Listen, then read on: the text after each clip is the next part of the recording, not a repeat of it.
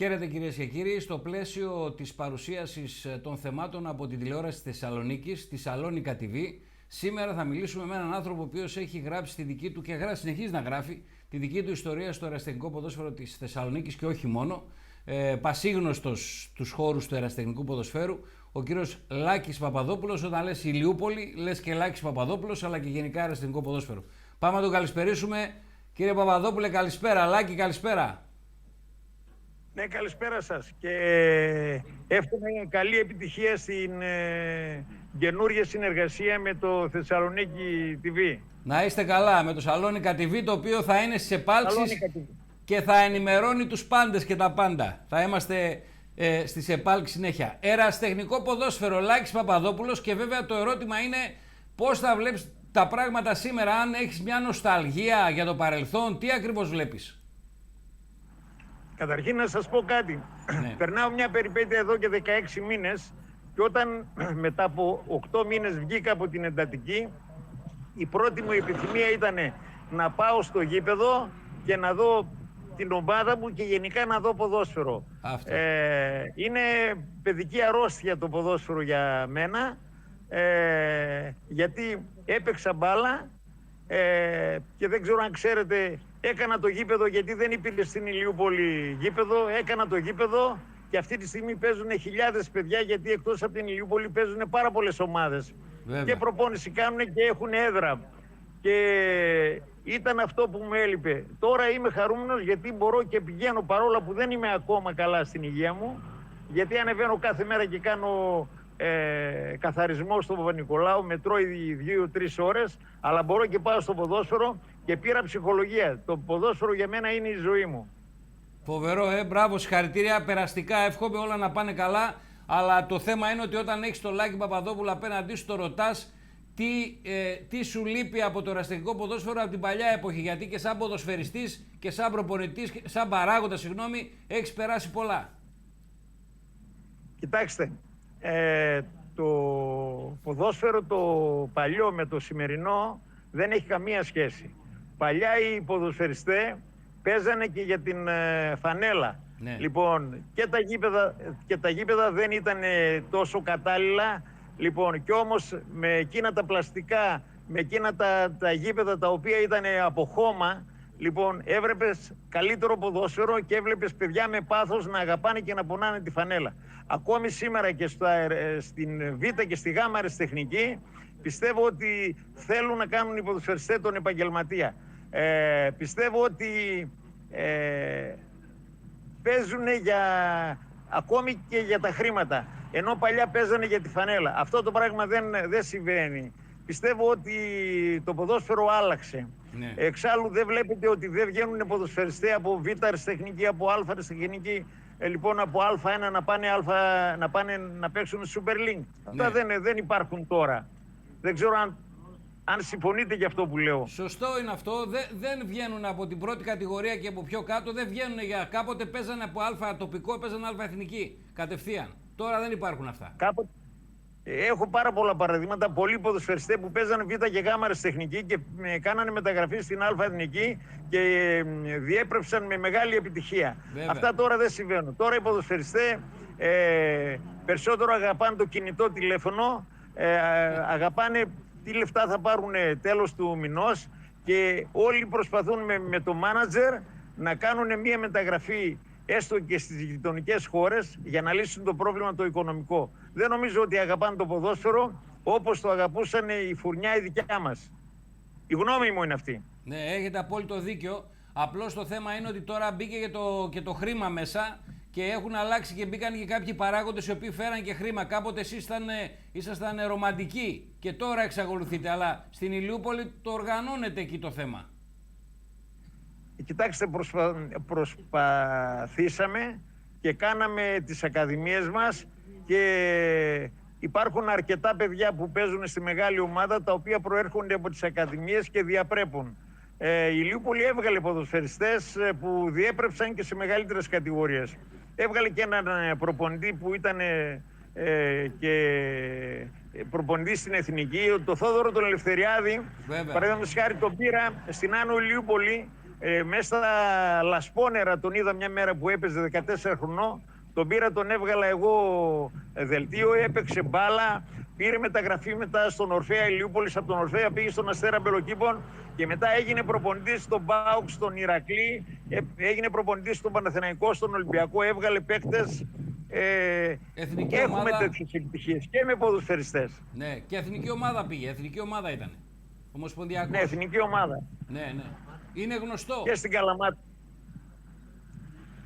Αυτό όπως ο Τσελεπίδης τώρα είναι παιδί δικό μου, ναι, από την Ηλιούπολη. Ο Τσελεπίδης που είναι στην Καλαμάτα, υπάρχουν αρκετά παιδιά. Ναι. Κύριε Παπαδόπουλο, επειδή εσείς κάνετε το δικό σας αγώνα, έχετε και ανθρώπους εκεί που βασικά ρομαντικά μιλάω πάντα τον αγώνα. Έχετε ανθρώπους από τη γειτονιά που σας στηρίζουν, έχετε ανθρώπους που είναι κοντά, οι γονείς είναι κοντά. Τι γίνεται ακριβώς? Κοιτάξτε, όλοι οι γονείς και όσοι είναι κοντά, δεν μιλάω για τα παιδιά που είναι στη διοίκηση, και αυτοί είναι ρομαντικοί όπως είμαι και εγώ και βοηθάνε με τον τρόπο τους, αλλά οι γονείς όλοι έχουν γίνει μάνατζερ για τα παιδιά τους. Μόλις το παιδί γίνει 13-14 χρονών, προσπαθούν να βρουν έναν τρόπο να το στείλουν σε μια επαγγελματική ομάδα για να λύσουν το πρόβλημα το οικονομικό. Έτσι, αυτή είναι η γνώμη μου. Ναι. Μπορεί τώρα να κατηγορηθώ από μερικούς, αλλά αυτή είναι η αλήθεια. Ναι, έχετε δίκιο. Άρα και εσείς με όσα μέσα έχετε προσπαθείτε να έχετε οργανωμένη την ομάδα της Ηλιούπολης με 5-3-5 ανθρώπους που βοηθάνε γενικότερα στην περιοχή, έτσι. Ναι, έτσι ακριβώς. Έτσι ακριβώς. Τώρα, την Εψημή πώς τη βλέπετε? Σαν διοίκηση μιλάω πάντα. Έχετε τοποθετηθεί στο παρελθόν? Να σας πω λίγο κάτι. Και η Εψημή είναι όπως είναι οι ποδοσφαιριστές, οι παλιοί και οι σημερινοί. Δηλαδή δεν μπορώ να συγκρίνω την Εψημή του Λυσαρίδη και του Διονύση του Ψωμιάδη. Καμία σχέση με την σημερινή με τη σημερινή τη διοίκηση. Τώρα είναι παράγοντες του ΠΑΟΚ τώρα μέσα στη διοίκηση. Τι δουλειά έχουν αυτοί τώρα με το αριστεχνικό ποδόσφαιρο? Έχει καμιά δουλειά τώρα ο Πουρλιωτόπουλος με τον Διαμαντίδη στην διοίκηση? Αυτοί εδώ από τη δουλειά που έχουν και ασχολούνται με τον ΠΑΟΚ δεν έχουν χρόνο να φάνε και θα ασχοληθούν τώρα με τις ομάδες τις αριστεχνικές της ΕΠΣΜ, αν είναι δυνατόν.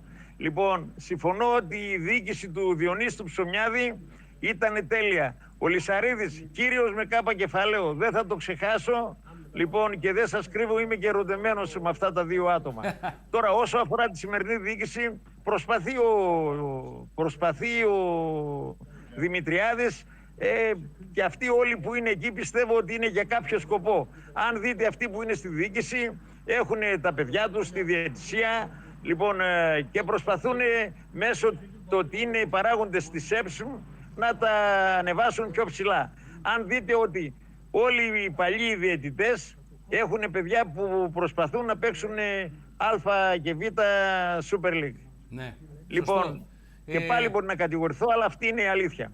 Όχι, νομίζω αλήθειες λέτε. Από εκεί πέρα να ρωτήσω κάτι όσον αφορά τα γήπεδα. Επειδή κάνατε μια πολύ μεγάλη προσπάθεια για το γήπεδο της Ηλιούπολης, αυτό είναι αλήθεια, και το γήπεδο το κάνατε πλαστικό, ανανέωση τάπητα για να μπορούν να παίζουν τα παιδιά. Τα άλλα γήπεδα πώς τα βλέπετε? Λοιπόν, τα γήπεδα, ό,τι είναι πλαστικό, είναι πιστεύω σε καλή κατάσταση. Ναι. Αλλά τα γήπεδα τα οποία, δηλαδή εμείς είμαστε στο δεύτερο όμιλο, ναι, και πηγαίνουμε και παίζουμε σε χωριά τα οποία έχουν χόρτο. Όταν μια μέρα βρέξει το γήπεδο είναι ακατάλληλο. Κάνει πολλές μέρες το γήπεδο να διορθωθεί. Ναι. Ναι. Χρειάζονται γήπεδα γιατί υπάρχουν πάρα πολλές ομάδες και δεν έχουν γήπεδα να προπονηθούν. Υπάρχουν ομάδες που πάνε για προπόνηση στις 9 και στις 10 η ώρα το βράδυ. Λοιπόν, εδώ στο Δήμο Παύλου Μελά υπάρχουν τόσοι χώροι εκεί στο στρατόπεδο, το οποίο μπορεί να αξιοποιηθεί και να γίνουν μέσα γήπεδα, και οι ομάδες Μετέωρα, Φοίνικας Πολύχνης, Καρατασιακός, Ακαδημία Ζάχου, όλες να τακτοποιηθούν και να παίζουν ποδόσφαιρο μέσα στα γήπεδα τα καινούρια. Η ομάδα της Ηλιούπολης φιλοξενεί αρκετές ομάδες. Την Νικόπολη, την Ομόνια Σταυρούπολης, τον Πρωτέα, την Ακαδημία Ζάχου. Όλοι αυτοί παίζουν ποδόσφαιρο στο γήπεδο το δικό μας. Και οι ώρες είναι ίσα ίσα Δηλαδή βγαίνει μία ομάδα, μπαίνει η άλλη. Ναι.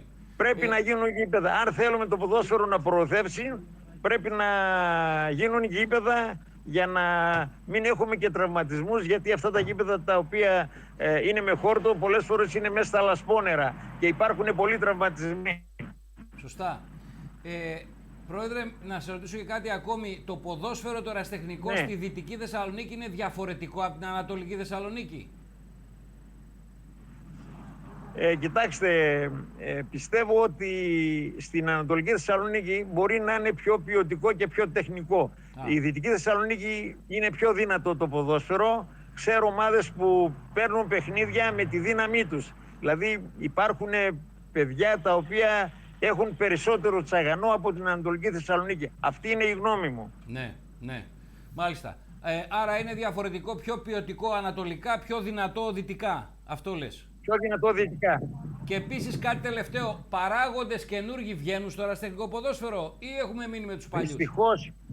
Δυστυχώς δεν βγαίνουν. Λοιπόν, έχω προσέξει ότι υπάρχουν κάποιοι οι οποίοι μπαίνουν σε κάποια ομάδα γιατί δεν τους ξέρει κανένας, βάζουν χρήματα 1-2 χρονιές, λοιπόν κάνουν μεταγραφές, λοιπόν τους μαθαίνει ο κόσμος και μετά βλέπεις ότι όποτε έχουμε εκλογές αυτοί που είναι προτεργάτες μπαίνουν υποψήφοι είτε στο Δήμο είτε στην περιφέρεια, λοιπόν, και οι ομάδες μετά εξαφανίζονται.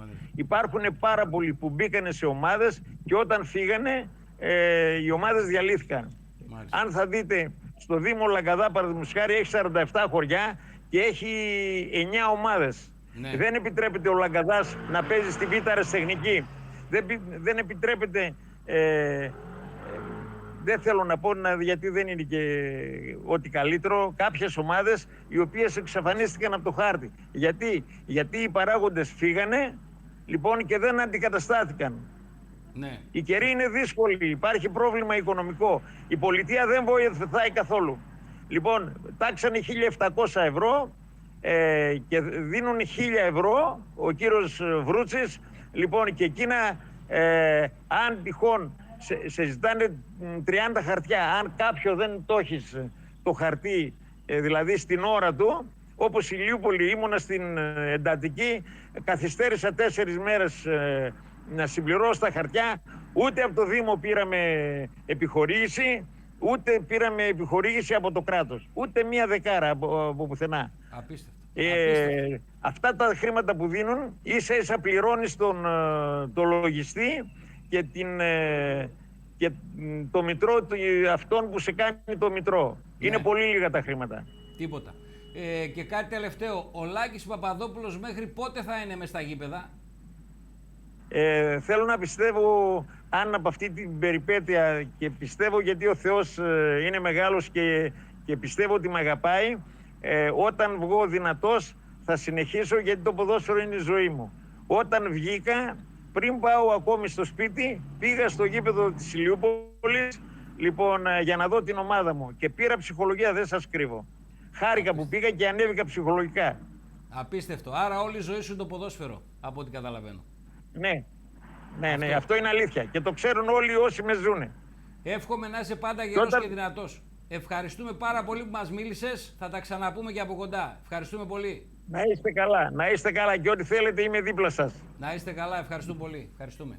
Λοιπόν, ήταν ο κύριος Λάκης Παπαδόπουλος, ο πρόεδρος της Ηλιούπολης, ο οποίος μας μίλησε, έξω από τα δόντια τα είπε, στην τηλεόραση της Θεσσαλονίκης, στο Σαλόνικα TV. Ευχαριστούμε πάρα πολύ που μας παρακολουθήσατε. Καλό βράδυ σε όλους και όλους.